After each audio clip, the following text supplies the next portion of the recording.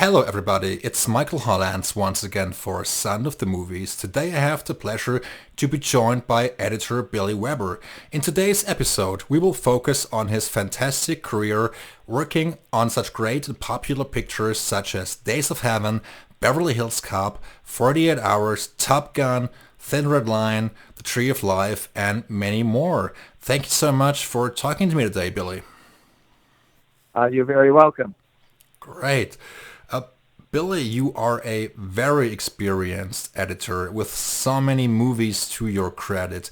At what point did you know you wanted to pursue a career as an editor? I was probably around 20 years old, maybe a little before that, because I knew I wanted to work in movies. I was a fanatic movie fan my whole life. So I saw many, many films, and I was not a fan of school as I was growing up. And so when I graduated from high school, and my brother and my mother, mostly my brother, though, wanted me to go to college. I wasn't crazy about it, but my brother literally took me to college and said, "You're going to go to college." And I signed up to go to college when I was 18, or actually 17. And I went for about 2 years and didn't enjoy it at all and wanted to do something in movies. And the first thing I tried to do was acting. And I took a couple of acting classes at the University of California in Los Angeles. And I felt that I wasn't very good at doing scripted material, but I was much happier doing improvisational material. But I didn't pursue it very much. And then an aunt of mine met a film editor and asked me if I would like to meet him. And I said yes. And I went to meet him, and he showed me what he did. And I visited him in his cutting room. And I really liked what he was doing because to me it was storytelling. And I really liked it immediately. And that's when I decided I wanted to try and do that. And then 2 years later, I got a job, by total coincidence, at Universal Studios, not in their editing department, but a job in what was called the print shop, where they printed all the scripts for the studios and you delivered them to every department on the studio lot. And once you had a job at a studio in those days, this was 1966, I think it was that I started, you could transfer to another department after they had exhausted all union members in the city that may have wanted a job in that department. And once they exhausted that list and they still had openings, they could hire people that weren't in the union yet. And then you got in the union as soon as you got the job.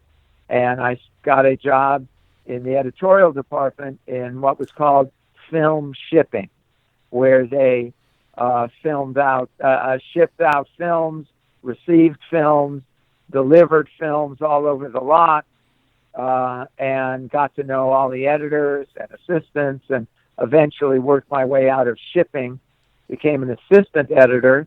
And then once I did that, I finally left the studio because they made very few movies in those days at Universal. They were mostly in the television business. They were an enormous producer of television in the late 60s.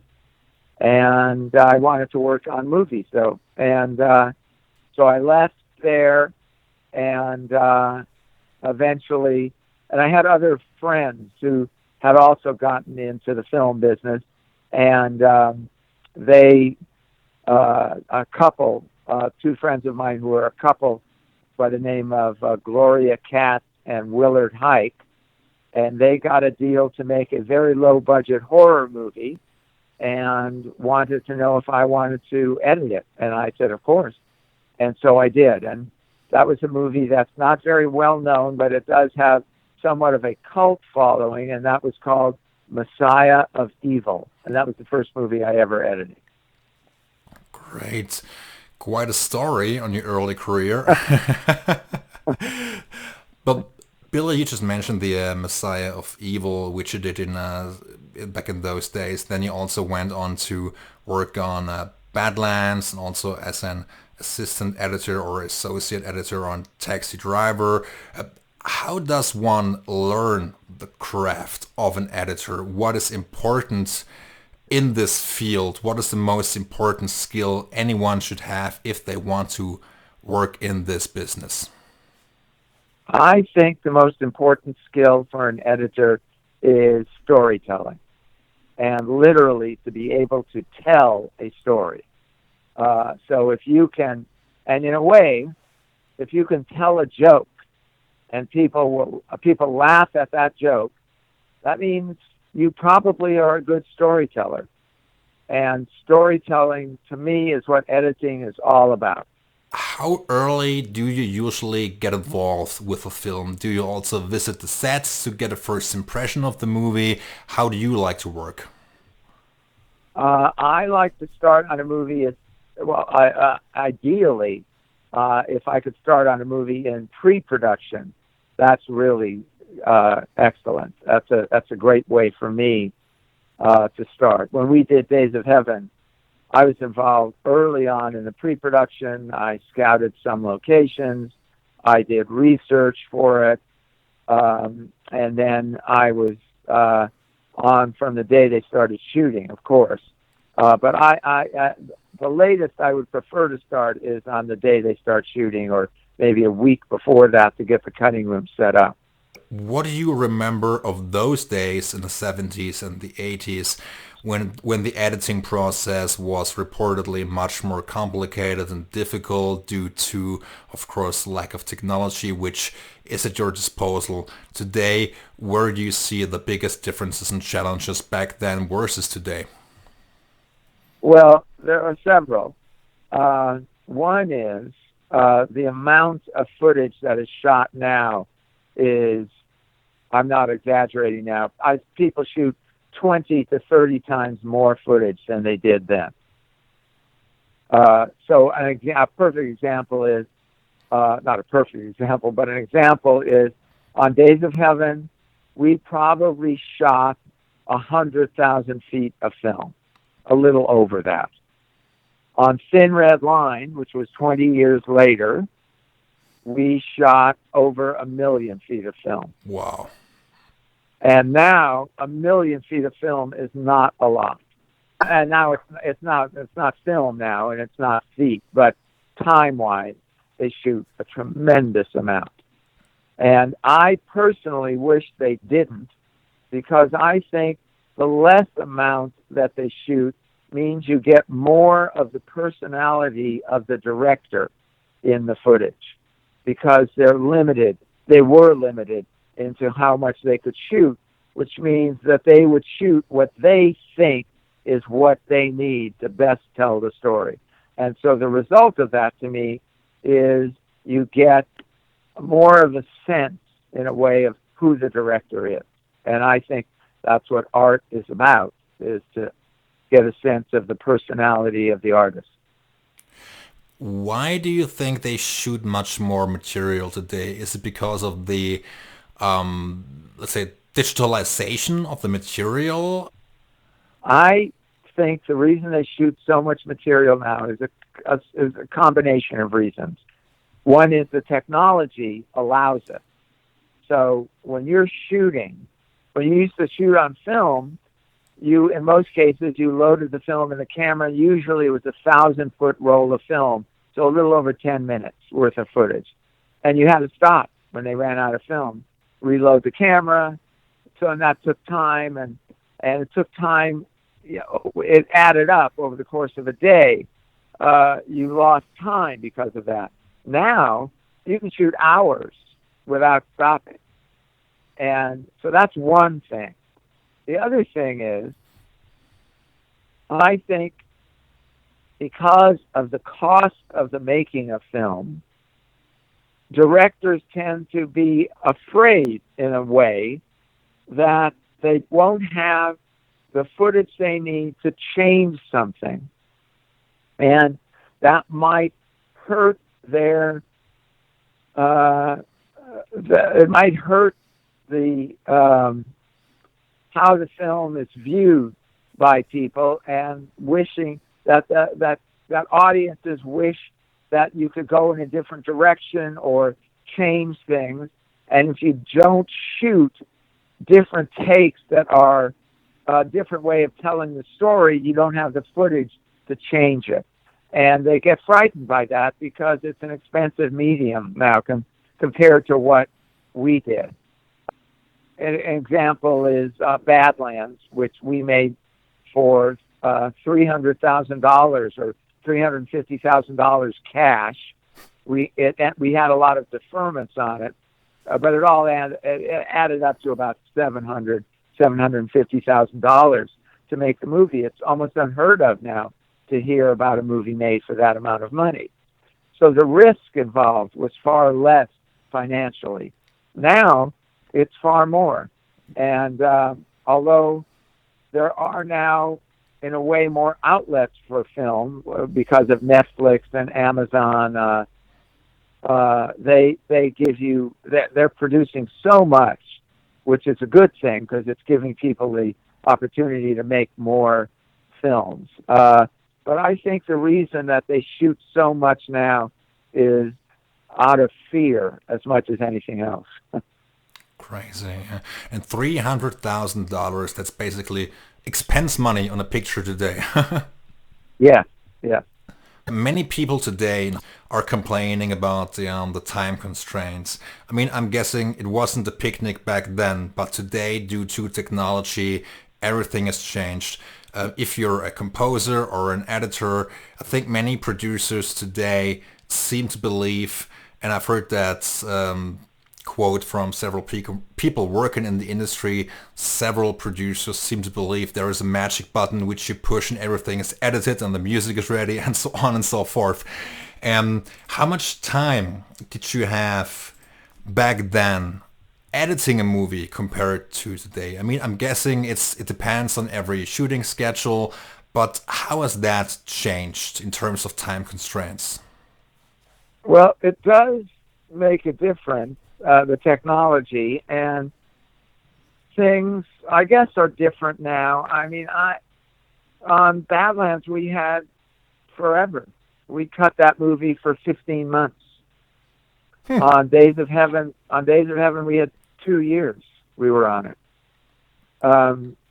And you know, when Terry makes a movie, you know, Tree of Life or anything he makes now, he takes what the time he needs, and it can be a couple of years if it has to be. But other situations, you have less time. I mean, the digital technology has made it easier to cut down on how long it takes. A great example was on Beverly Hills Cop. Let's see, would it be Beverly Hills Cop? No, Beverly Hills Cop would be different. But I'll give you an example of a scene that would have been, let's say it was 4 minutes long. If I was cutting that scene on film, it could easily take me 5 days to cut a scene that was that long. Cutting it digitally, it could take me 4 hours. It's that big a difference. Wow. But just especially as far as music is concerned, I don't think, in my mind, if I was directing a movie, I would assume my composer would need 6 to 8 weeks to compose a score. So, and even today, I don't care what the technology is, I would want to give them a couple of months. Yeah, speaking of composers, I mean, you always hear these stories about composers not having enough time. There are so many out there which also told me, well, I had to write this in 4 weeks, in 6 weeks, or in 3 weeks. So it's so demanding. I mean, of course, it depends on how early you get involved, and also if a different composer was attached at the beginning. And but many would like to have about 3 months. I would think that would be great if you could do it. And I personally, I would prefer it that a composer have that much time. It's such an incredibly important aspect of film, um, and and it's great when they have it. But I know nowadays it just doesn't happen, and I wish it did. It just shows you how great some composers really are. Even today, when they don't have the time, it's amazing still what they come up with. The pictures you have edited, you worked with some high-profile composers were attached. I mean, speaking of Harold Faltermeyer and also Alan Silvestri, who composed music for Showtime, and also Grumpier Old Man, which you also edited. How involved are you usually when it comes to communication with composers as an editor? It depends. I think it depends on each composer. In the case of Harold Faltermeyer, we worked very closely with Harold. We would go out to the studio he was working at almost every night for 3 weeks and work with him. And that was on Top Gun, on Beverly Hills Cop, and we spent a lot of time with Harold. Hans Zimmer also is very hands-on with the editors, and really a pleasure to work with, and very works very closely with the editors and the movie, and is really a pleasure to work with. And Alan, I didn't spend a lot of time with Alan. I've done like 3 or 4 pictures that Alan was on, but Alan, in his case, Alan works pretty much at home, and he lives like 300 miles from Los Angeles, so he's not close by. But he would send samples of what he's doing and things like that. And other composers like Tommy Newman, you work very closely with, and someone you interviewed, Henry Jackman. I'm currently working on my 3rd movie in a row with Henry. Great. And Henry is an absolute pleasure to work with, and so gifted and smart, and it's the kind of composer you really always want to work with, because he is such a fine musician, and he's also loves to work very close with the process in the process of finishing the movie. Can you disclose which film you're working on with Henry? Yes, right now. Yeah. It's a movie that the title will be American Skin, and is directed by a director named Nate Parker, who did Birth of a Nation about 4 years ago. And Henry did the score for that, and now he's doing the score for this latest one. Great. When is it going to be released? We don't know yet, because we don't have, it hasn't been bought yet by a distributor. But if I had a guess, I say it's going to come out towards the end of this year. It's a very serious, incredibly good movie, very emotional, very moving, and I think it'll get a lot of press when it opens, and it's going to play at the Venice Film Festival also. And Billy, since we also mentioned Harold Faltermeyer, he will be back scoring Top Gun 2 with Hans Zimmer, actually. Are you scheduled to edit Top Gun 2? No, I'm not working on Top Gun 2. I do. I am familiar with the editor of Top Gun 2. Is that actually he and his wife were at my house for lunch a week and a half ago. And Harold's already working on it. A very, very good and old friend of mine is his music editor, who was the music editor on Top Gun. Bob Badamy? Yes, Bob Battery. Yes, absolutely wonderful person, extremely talented, and Bob and I have worked on like 10 movies together, and but Harold is currently working on the movie, and I have seen the trailer of it and talked with the editor Eddie Hamilton, and I think that they're finding the same pitfalls that we had in the making of the original Top Gun. They are having the exact same experiences. So, so we'll see how it turns out. Okay. Why do you think they're having the same pitfalls? I think it's due to the fact that when you shoot jet planes flying in the air, it's very hard to find good footage. Speaking of Top Gun, I mean, you even got an Oscar nomination for it back then, and I think your hard labor paid off back then. Well, I guess so. We were shocked that we got an Oscar nomination. We were shocked that the movie came together as well as it did. And not because it was bad, just because it was very hard to put it together and tell the air story, which was the key, and to tell it in a way that was exciting and enjoyable for people to watch, and it all turned out. We were very happy that it turned out the way it did, and so we felt very lucky, and but I feel that way about every movie I cut. That I feel lucky that it got finished and accepted by audiences. So. Billy, before we talk more about the Top Gun, also your relationship with Don Simpson, Jerry Bruckheimer, Marty Brest, Tony Scott, I would love to talk a little bit about Terrence Malick and also about your collaboration with him on The Thin Red Line, which must have been a humongous project also for you to edit with your co-workers. And how does Terrence Malick like to work? How demanding and how, let's say, quote-unquote controlling is he as a director?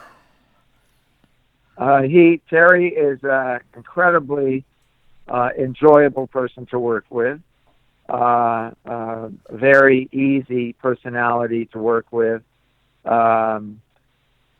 Cares very much about telling the story and how it's told, and his sensibility is very easy to connect with. You know, we since Badlands we have been very, very close friends, and we have worked together in between movies. I've done research for him and helped on stuff that never got made. And he's a pleasure to work with, and not demanding in a bad way, just in a way where he's just trying to make the best film that he can, and try to get the best performances, and you know, and part of that was on Badlands. I shouldn't say that on Badlands, but on Days of Heaven, we have done. You know, Badlands is a voiceover movie, and voiceover throughout the picture, and that was always planned. On the case of Days of Heaven, there was no voiceover planned, and it wasn't until we were about halfway through the editing process that we decided maybe we should have voiceover. It would help us tell the story, and we didn't know who to have do it, and we did some experiments, and we ended up with having Linda Manns, who was the Richard Gere's young sister in the film, to do the voiceover. And Linda, who was not really a professional actress at the time, we had to, in a way, just experiment with doing the voiceover and recording her and writing it, and that's how that came about. And then that got Terry really into voiceover on Days of Heaven. So then he didn't do another movie for 20 years till Thin Red Line. And Thin Red Line is based on the book, The Thin Red Line. And The Thin Red Line is full. The book is full of the inner thoughts of the characters in the book, and those inner thoughts are like voiceover. And so Terry wrote a tremendous amount of voiceover for the characters in the movie of The Thin Red Line. And we just, during the course of editing, we started recording and had the actors come in and started recording voiceover with them. Even actors, we had actors come in that weren't even in the movie that we had come in and do voiceover just to see how it would work if you had a neutral voice, someone that wasn't even in the movie doing voiceover. And so we recorded probably over 100 hours of voiceover. Wow. Wow. And we just picked from all of that. Some we didn't use any of. We just felt it was too distracting. People know that voice too well. Let's not do that. But that was all part of the process in the making of the film. And he's used voiceover ever since. So he finds it's just another aspect for him of how to tell the story. Yeah, I mean, I think it's a nice idea. I mean, I've always liked the idea of having a voiceover in films. I mean, sometimes it's more appropriate, sometimes it's less appropriate. It depends on the picture. But especially on, let's say, a film like Thin Red Line, I felt it was very, very appropriate. And the final cut, the cut that was released of Thin Red Line, it was about 170 minutes, if I remember correctly. That sounds right. Yeah, 2 hours 50. Yeah. But how long was the initial cut, the rough cut of the film? The rough cut of Thin Red Line was 5 hours, and it was obvious that it worked as a film at 5 hours. And so we realized what we had to do was to cut out the scenes that didn't have any of the main characters in the movie. So that's pretty much what we had to do. We had to very carefully go through, because we had scenes with minor characters in it that were not bad. They were good. But we realized, well, that's not one of our main characters. If we cut it out, can we still tell the story that we're trying to tell in the movie? And we did. And so we cut, a little less than half of that 5 hours out of the movie. And that's how, that was our first goal when we went through after we looked at the rough cut. I think it's one of Terrence Malick's best films, Thin Red Line. I really enjoyed that one. That was really, really great storytelling, great editing, and you got your second Academy Award nomination for this one. Sadly, you didn't win, but it certainly was a well-deserved nomination here. Thank you. Thank you. And you did not collaborate with him on some of his new pictures. Is there any particular reason for that, if I may? Well, he's from Austin, Texas, and I felt that he would be more comfortable, because what happened was after we finished Thin Red Line, I said to him, you'd be more comfortable cutting at home in Austin rather than having to come to Los Angeles and rent a place to live, which is what he had to do, and be in LA while we cut it, because the technology allows you can cut it at home. You don't have to be in LA. You don't even have to mix it here if you don't want to. There's no reason any longer that you have to be in Los Angeles. And so he said, "Are you sure?" And I said, "I'm positive. You don't have to be here." And so he decided to do his next picture, which was A New World, and to do it there in Austin. And I'm living in LA, and I was not going to be able to go to Austin, Texas for a year and a half to cut a movie, because I had a young child who was growing up and going to school here, and my wife was working in Los Angeles. And so That's why I didn't work on it. I actually have a credit on New World as associate producer because that was based on a story, an idea, and a script that I had worked a little bit with him on when he first wrote it, which was before we did Days of Heaven. And I said to him after we finished Thin Red Line, he was trying to figure out what to do. I said, why don't you do Pocahontas, which was what New World was all about. And he said, are you sure? I said, yeah, I'm sure. I love the script, and I think now, after Thin Red Line, you could maybe get a deal on it. And he got a deal very quickly on it. And so he gave me credit as associate producer. I said, why are you giving me associate producer credit? And he said, I'm not making a movie without your name on it. So right. that's how my name got put on that. Wow. And then I was just busy. You know, he was doing everything in Austin.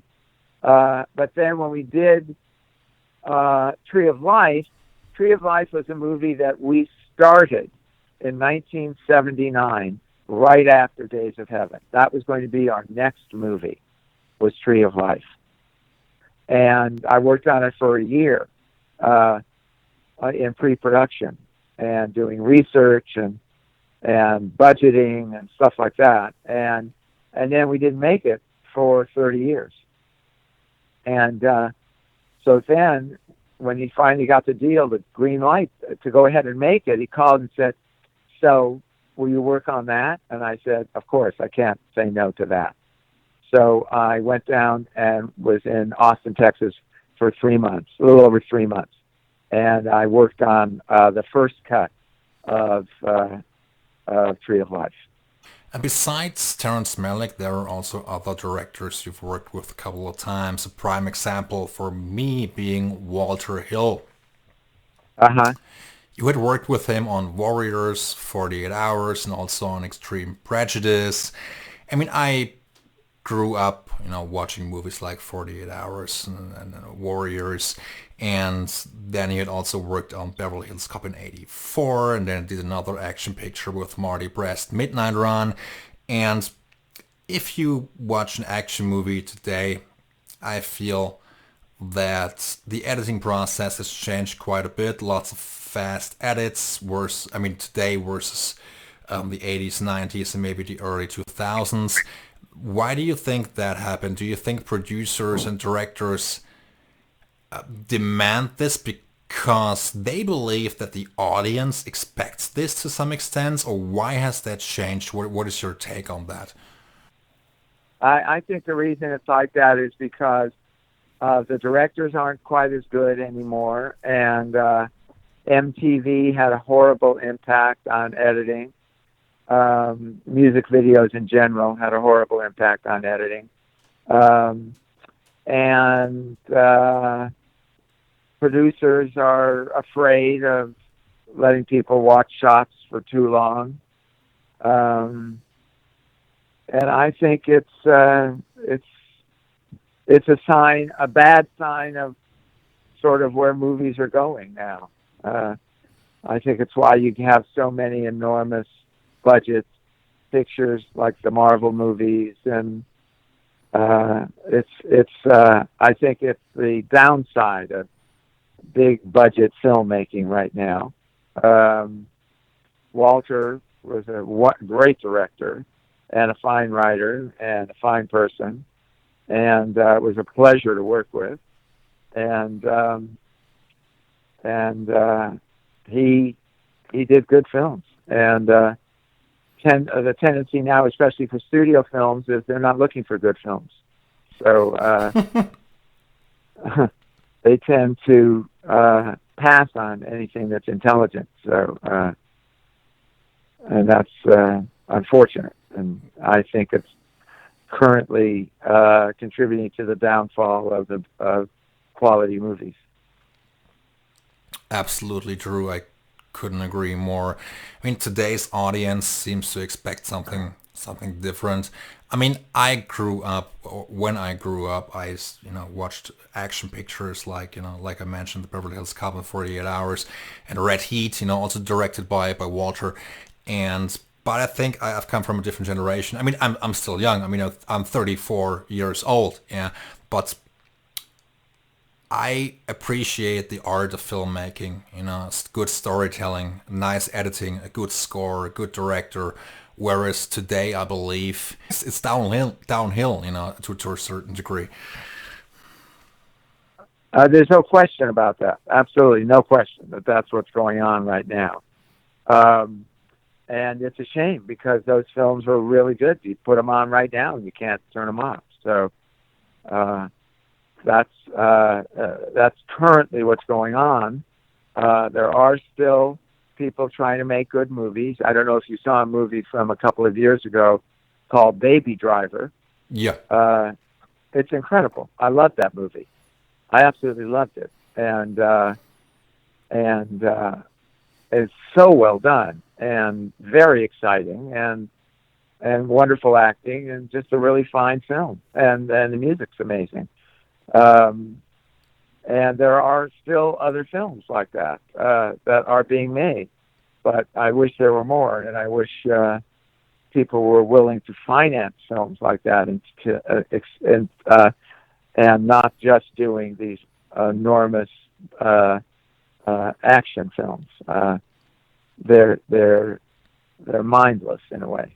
So. They are, but I think they believe it's they tend to believe these films are bankable. It's like they're not taking a risk. I mean, that's I think what the producers and the studios feel. When they're greenlighting so many spin-offs and reboots, it's a formula which has worked 20 years ago, 30 years ago. It's something the audience has encountered or has come across in the past, and they loved it to a certain degree, and that's why they're probably making so many reboots and remakes these days, because they are afraid of taking risks. And fortunately, there are still very good movies out there. It's you have sometimes it's hard to discover them. It's true. It's true, and they're also so afraid of anything original. If it's not a sequel or based on a comic book that people know about, they're afraid, and it's a shame because movies are an art form, and the really interesting aspect of movies is that it's a collaborative art form, which makes it that's what makes it fun to work on.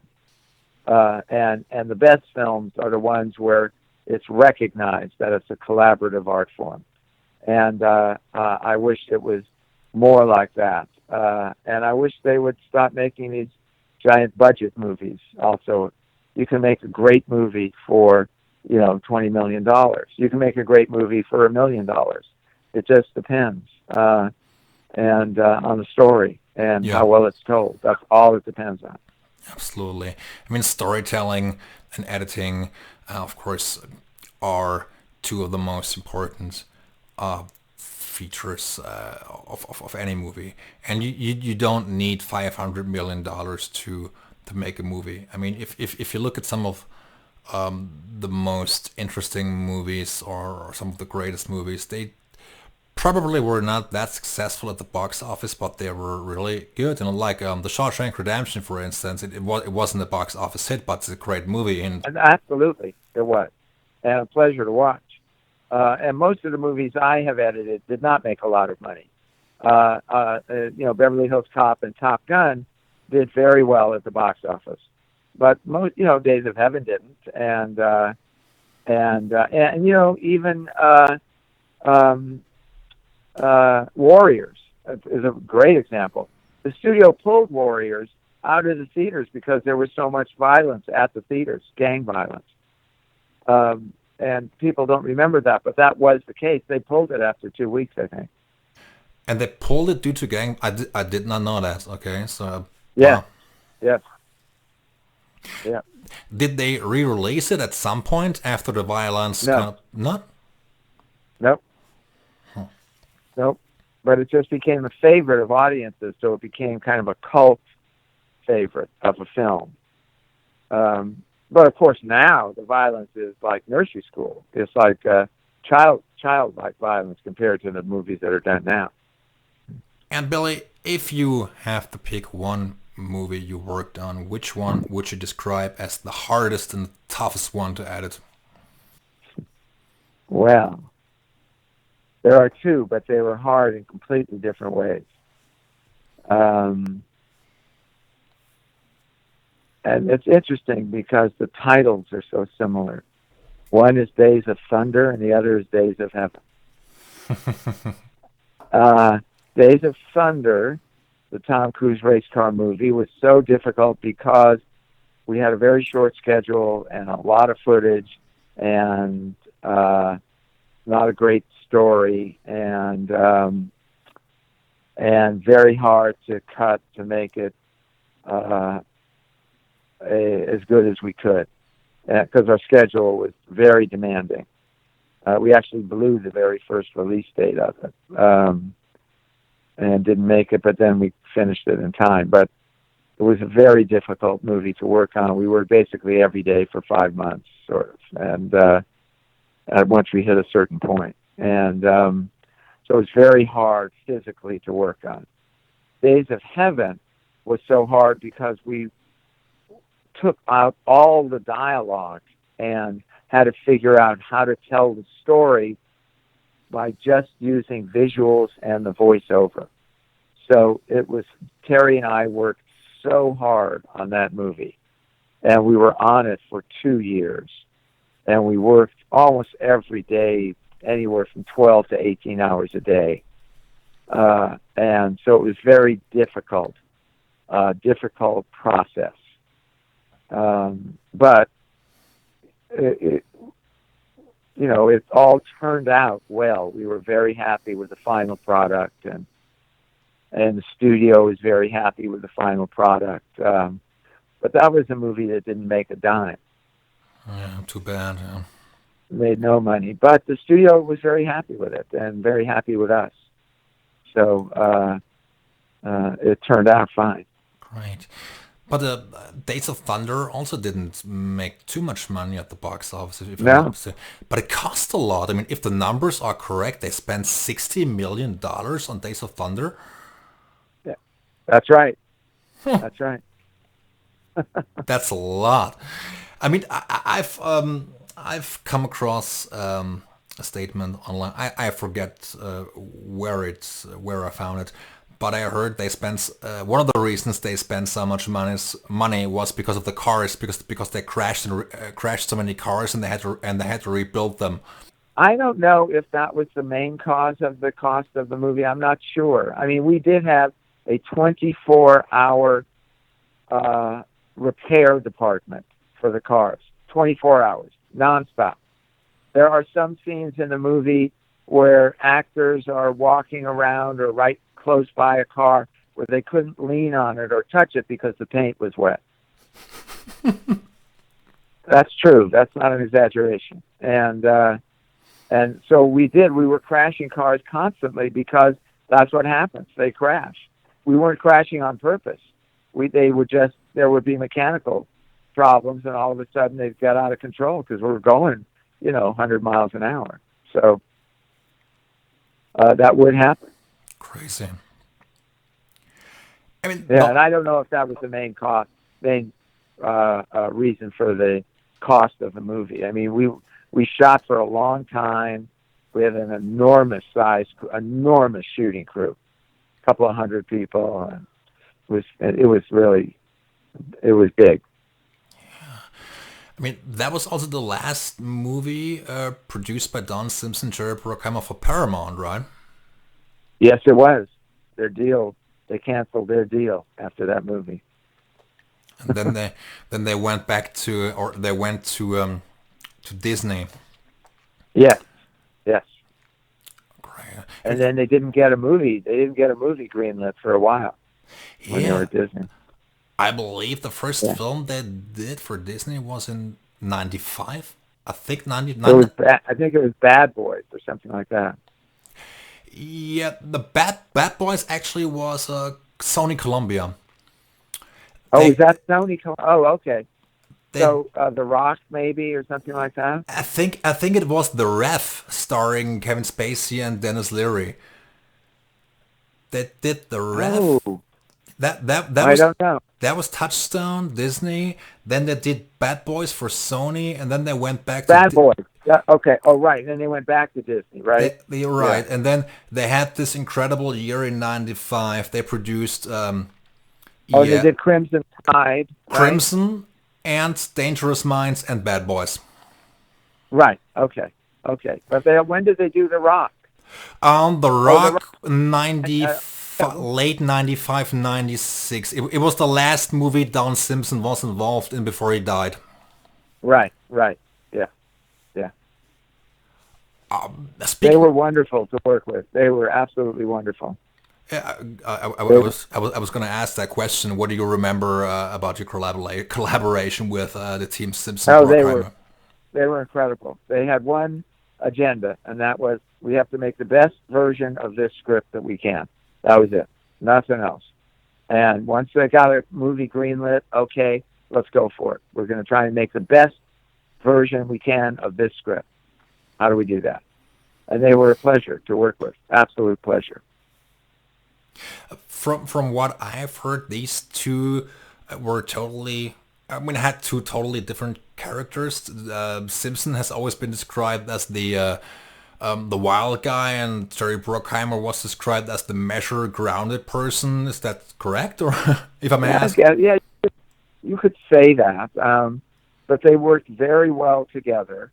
And Jerry was as hard a worker as anyone on the movie. Don didn't work like that, like Jerry.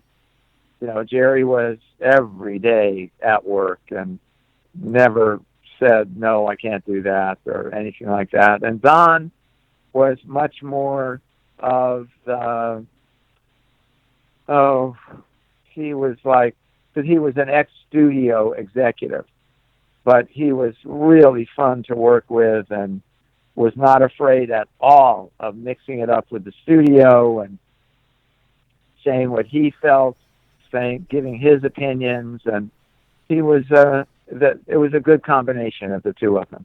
Don Simpson also starred in in Days of Thunder. He has a cameo at the beginning as the as Yes, well. he had there was a character that he was going to play, but and he had one dialogue scene in the movie, but that part of the scene got cut out, and it wasn't because he was bad. It was just his character, because he wasn't a main character in the film. We didn't need that moment, so it got cut out. But he was fine with that. I mean, he took it with a laugh. You know, I mean, it was fine. He's still in a shot, or he's in a couple of shots still, maybe one in the movie where you see him. Yeah, it's not more than 2 or 3 shots Yeah, throughout the and you film. don't hear him, and you can't hear him talking. There's no dialogue there. Did you also work with Bob Batamy on Days of Thunder? No, because Bob was working on Dick Tracy. Yeah. Dick Tracy, Days of Thunder, and the second Die Hard movie all came out within like 2 weeks of a week of each other, something like that. And speaking of Bob Batamy or music editors, how does it usually work? I mean, probably you guys have to work closely together, but do you edit the sequences and the music editor puts music on top of it if necessary? How does it work usually? Yes, I like to bring music editors on as soon as possible, so that then I will give them scenes that I've cut for them to put temporary music to. And if I can get them on right after we finish shooting, I love that, because then we put a whole temporary score on the whole movie in its first cut, so that you get a early on feeling of what this movie's going to feel like, even when it has music. Speaking of music and how important it is for a picture, especially on films such as Beverly Hills Cop, for instance, where you also have where it's a hybrid. There are many songs and there's a score in the film. You worked with Marty Brest on Cop 1 and then Tony Scott took over on Cop 2. Would you say you had a different experience as an editor because the director had been switched? What do you remember? Well, those two movies are so different. Beverly Hills Cop, I would say, is pretty much a flat-out comedy. Beverly Hills Cop 2 is as much action movie as it is comedy. And so they were very different from each other. And Marty is a great, great comedy director. And he's a fine, fine director, but he's really a great comedy director also. And but he's great at drama also, but really a wonderful comedy director. And Tony really is an action director more than anything else. So those were two. One was a comedy, the other was an action movie. And so it was really different cutting them. I mean, Tony was the sweetest person imaginable. They're very hard to find people as sweet in nature as Tony was.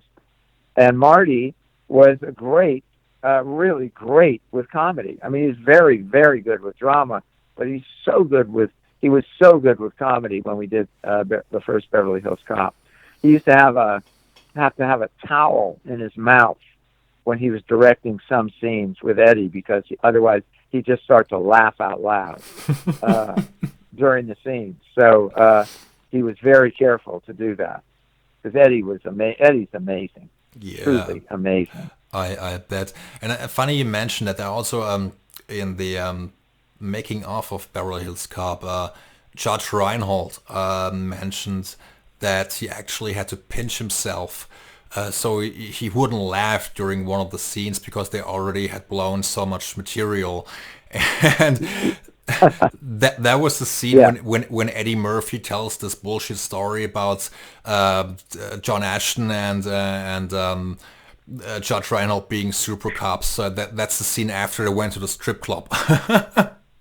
That scene that you're talking about, Marty was biting on a towel, a hand towel, the entire time they were shooting that scene so that he wouldn't laugh out loud because Eddie improvised everything he said there.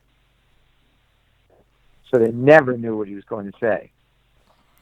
I mean, great scene, and very good dialogue, very good improv by Eddie. Also, the actors. I mean, it's so good to watch them, and also Ronnie Cox who plays the yeah boss.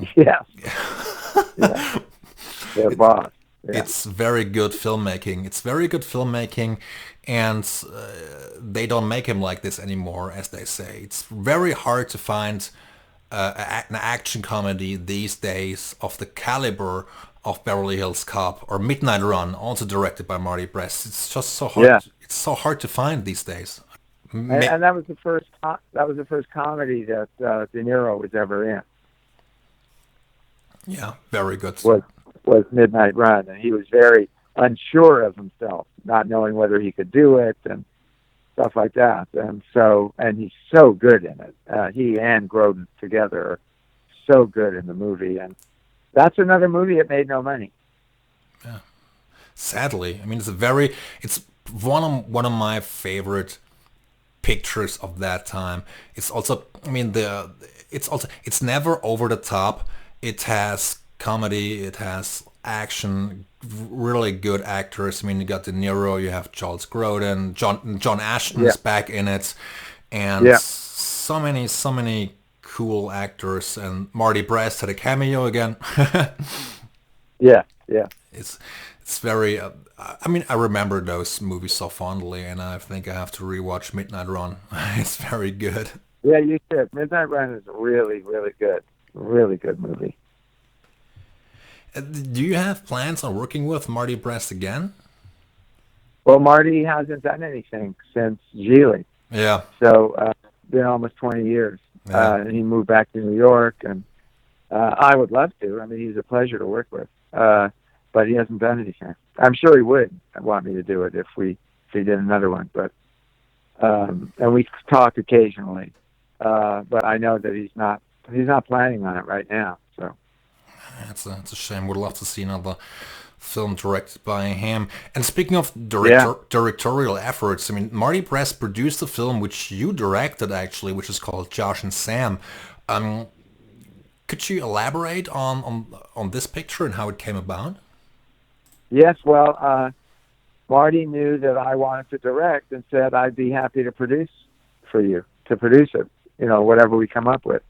So there were a couple of projects, and that was the one that we hooked up with the studio. The studio said yes, they would finance a script for it. It was an idea that I had, and they said okay, they'd pay for a script, and so we got a script done, and it was Universal Studios, and we did the script, and they said, well, we're not sure about this because it feels like this might be an R-rated movie, but it's about two kids. So they were very hesitant about it. So we asked if we could take it somewhere else, and if we could make a deal, would they sell it in what they call turnaround? And they said yes, they would. And so we got a deal at Castle Rock, Rob Reiner's company, to make the movie. And so that's how it got put together. But Marty was always going to be the producer of it for me. Right. Would you say this directorial effort refined your skills as a storyteller and as an editor? No, it just reinforced my feeling that I could do it. I had a great time doing it. It was a very positive experience for me, except for the distribution of it. I think it could have been distributed better, but its biggest problem was kids. It's about a 13-year-old and an 8-year-old two brothers, and kids that saw it absolutely loved the movie, but parents did not like it, and they did not want their kids to see it because it's about two kids that run away from home. So but what I was trying to do was make a movie for kids where when they saw it, they felt like it was a movie. It was the kind of movie their parents go see, but it was for them. So it wasn't silly. It was real feeling and very enjoyable for kids to see because it was about these two kids. It wasn't about their parents. It was about them. And that's what I was trying to make. And turned out parents don't like their kids seeing movies like that. Unbelievable. I mean, it's sometimes hard to comprehend why some movies make it and why some don't and why they fail. Sometimes it's zeitgeist, and sometimes you probably can't figure. Yeah. Sometimes you can't quite put your finger on what has happened, why the film bombed, and why certain films succeeded. It's a crazy business. Yeah. Yeah, absolutely. Yeah, there was, what was that movie, Three Men and a Baby? Was that what it was called? I think so, yeah. It made a lot of money, and I remember when I saw it, and I said, I don't understand why this movie made anything. And but that happened. It definitely happened. The film starred Tom Selleck, Steve Guttenberg, is that right, or am I on the wrong track here? That's it. Definitely Steve Guttenberg, for sure. Yeah. I haven't seen that one in a long time. I remember it vaguely, yeah. Yeah, it was extremely successful, and I remember seeing it, going to see it, and thinking, I don't get it. I don't understand why this movie is making anything. But yeah, that was it. That was the one, Steve Guttenberg, for sure. Yeah, I mean, look, some comedies draw a lot of money, and not only comedies. I mean, there are many films out there which draw an enormous amount of money, and I really don't get why. I don't. Sometimes I don't get it. But speaking of comedies, you've had your share of comedies, Crumpier Old Man. You also did Miss Congeniality and Showtime. Right.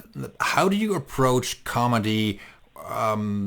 or how did you approach a comedy versus action It's all movies? the same. It's all the same. How you approach cutting comedy in the same way you approach cutting drama. Action's a little different, but comedy and drama pretty much the same. It's why, you know what? It's another reason that comedic actors also make good dramatic actors. Yeah, yeah, yeah, totally. I mean, there are quite a few out there who can or who feel comfortable in both genres. I mean, one of my favorite actors who could do both was Robin Williams. Absolutely. Brilliant. Absolutely brilliant. Yes. He could do it all. You know, it doesn't matter if it was Mrs. Doubtfire or Or, yeah, where he plays the school teacher, Dead Poets. yeah, Dead Poets Yeah. Society or Yeah. Awakenings, Yep. fantastic, Yep. I remember when I read the script for Awakening. fantastic. It got sent to me not to cut. It got sent to me as a possible directing uh, uh, situation, and I said, absolutely, I'd love to direct it, but then that never happened. It's a shame, but very good. And then Penny Marshall wanted me to edit it also, and we were in negotiations for months to do it, and it never happened. But I was the first choice to cut it. So It's lovely movie, lovely movie. yeah, it's a wonderful movie, and the book is he's a great character, the real person, Oliver Sacks. He's terrific. yeah, it's a very compelling movie. Also great acting by both De Niro and Robin Williams. Really Yeah, fantastic, fantastic. And but speaking of because you just said cutting an action picture is different to cutting in a comedy or drama. Have you had any plans on working with Jerry Bruckheimer again in the future? Because I think you haven't worked with him in quite some time, if I'm not no, mistaken. I haven't. I haven't worked with him in ages. Well, part of the reason is where his office is so far from where I live, and the commuting in Los Angeles is so bad now. It would be very hard for me to work there. So no, I haven't. I haven't done anything in quite a while. Okay. I haven't done anything with him since Days of Thunder. That was in 1990. Yeah, okay. That was 1990. Yeah, yeah. Speaking of commuting, have there been any times in Los Angeles when commuting was actually a joy? Well, yes. I mean, the way it's probably been about 7 or 8 years now since it's gotten absolutely horrible. Before that, it wasn't anywhere near like it is now. Not even close. Okay, so many changes over the past 8 years. Okay, wow. Yeah, it'll take you an hour to travel 15 miles now. Yeah, it's not a cakewalk anymore. Oh God, yeah. Not at all. Not at all. It's awful. One of the action pictures you had edited recently, I think it was in 2016, 2017, Jack Reacher 2.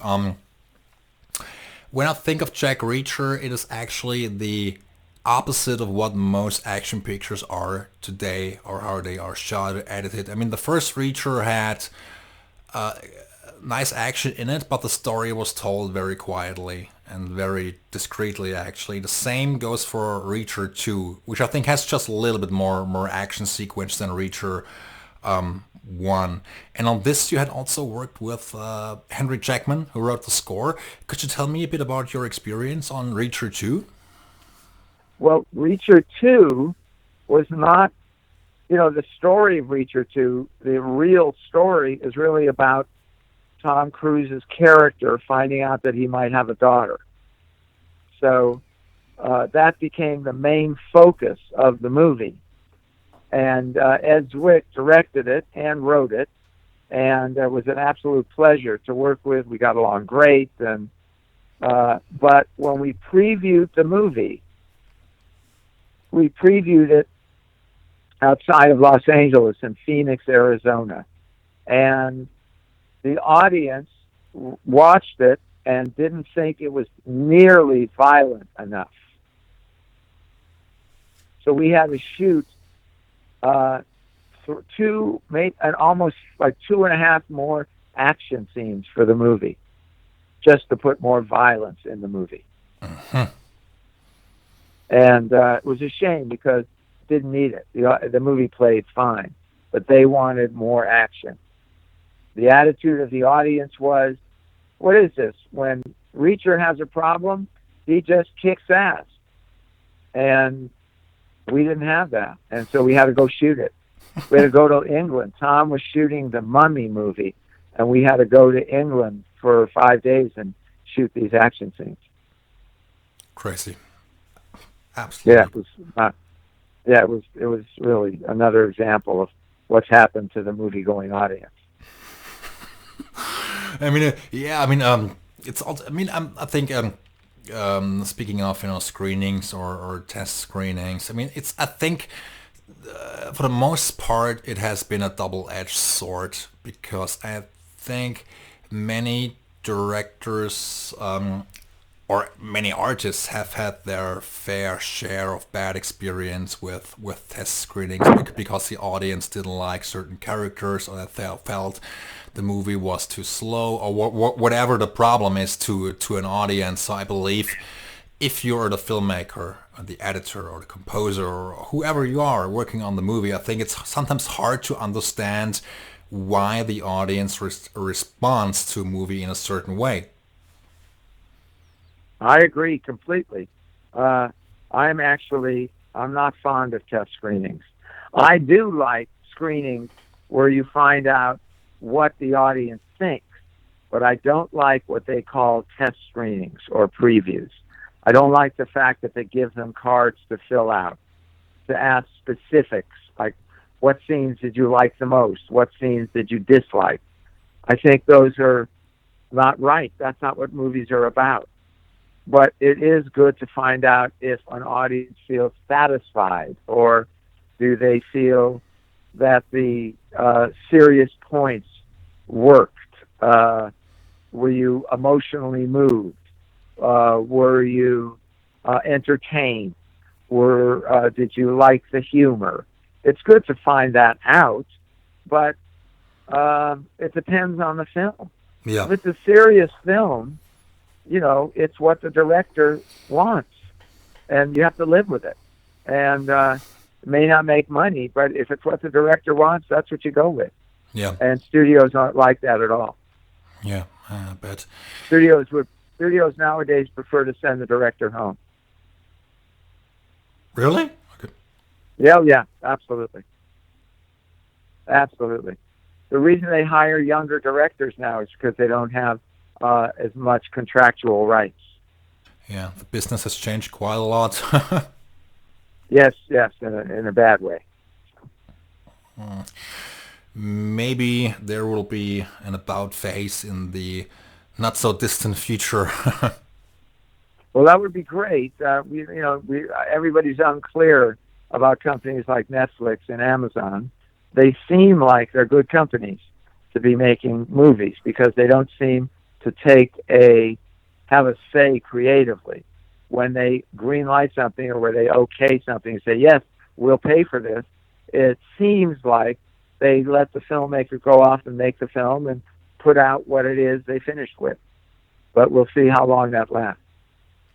Yeah. I mean, streaming services have had a huge or have been tremendously successful, and I mean, it's I think having a movie released in a theater is very important, but nowadays, everything is about streaming, or for the most part, be it music, be it movies. It's changed drastically. I mean, for better or worse. I mean, it's the most positive, let's say, impact it has. You can stream anything you want, anytime you want, which of course also contributes to the downfall of any video store. So it's a double-edged sword once again. You know. It's true. I think we just have to get used to it. And you know, it does allow, however, I mean, there are pluses and minuses, but some of the pluses are when you make a film and you get on Netflix, it's going to show all over the world. Yeah. And no matter where you are, you're going to be able to watch it. Yeah. So that's good to me. You know, a picture like Days of Heaven probably didn't even run in 100 theaters. And that was it. Yeah. So, of course. And via Netflix or any other streaming services, you can basically reach the whole world. So your audience is huge, provided that someone is willing to cough up, you know, $10 or $15 each month for exactly. Yeah, but you know, if you, I mean, many, or some people I know complain about, you know, having a streaming service and it costs money. But you know, do the math. I mean, a box office ticket in Los Angeles, what does it cost now? $17, $20. So, I mean, that's right. Yeah, and if you got Netflix, you know, you pay $10 or $12, and you can stream whatever you want. So it's a whole different dimension. I think so too. I currently don't have a problem with it because I think they're the reason that more films are being made now. One final question, if I may ask it. You are also mentoring students now, if I'm not mistaken, at the Arts Center College of Design. Yes, how did you know that? I came across a video interview which you did. So oh, right. Yeah. It's online. It's about 6 to 10 minutes. And how did that come about? And what is your teaching method? How do you interact with those young? Well, the head of the film department there is an old friend of mine. He was a screenwriter and friends with my wife. And then I met him and we became very good friends. Then he became the head of the film department there. And he asked, would I be willing to come in and mentor film students? So I said, sure, because I love film students. And I don't tell them how to make movies. I just look at the films they've done and we just talk about them. And so that's what I do now. I look at everything they've done and we talk about how they made it and what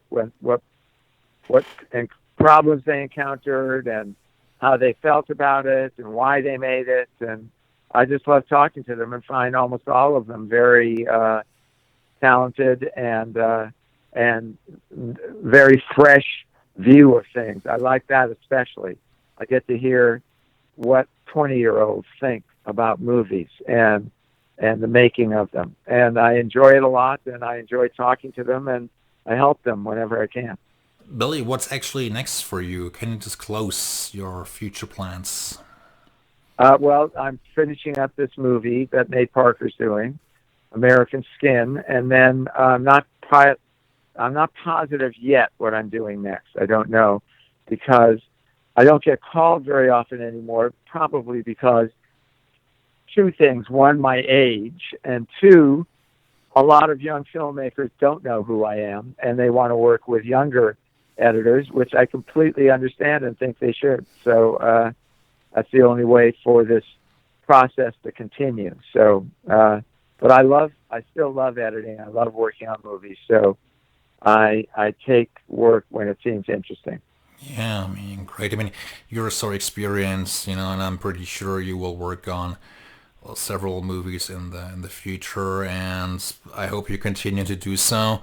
You've been tremendously successful, and I hope you also can continue mentoring young people and inspiring young editors, so you can basically pass the torch. I mean, that's a good thing. Yes, I agree completely. Billy, thank you so very much for taking so much time out of your schedule. We've talked for 80 minutes. It was a pleasure talking to you. It was really great talking to you, and I was glad to be able to connect with you. You shared some wonderful stories, and I couldn't be more grateful for the interview, and I really loved talking to you. I hope you enjoyed the conversation too.